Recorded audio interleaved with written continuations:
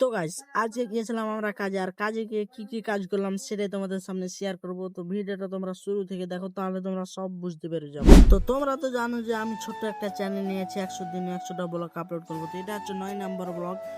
আর এই 9 নম্বর ব্লগে আমি কি কি করি সেটাই তোমাদেরকে দেখাই। তো আমরা সকাল সকাল চলে আসলাম সাইডে, আর এখানে আমাদের রাফটে একটু কাজ আছে।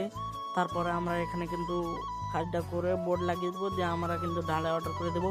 তাই আমরা এখানে তাড়াতাড়ি করে কাজ করছি।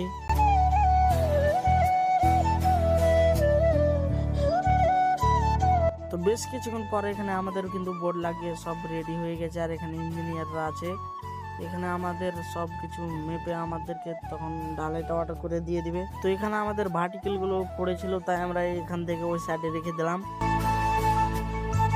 তো এইদিকে আমাদের ঢালাইয়ের গাড়িটা চলে এসেছে, তাই আমরা তাড়াতাড়ি করে সুট লাগিয়ে ঢালাইটা ঢালতে শুরু করে দিলাম।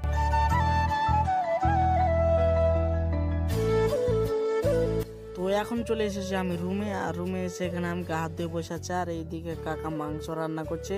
তো যাই হোক, আজকের মিনি ব্লগটা আমি এখান থেকে শেষ করছি। দেখা হচ্ছে নেক্সট ব্লগ।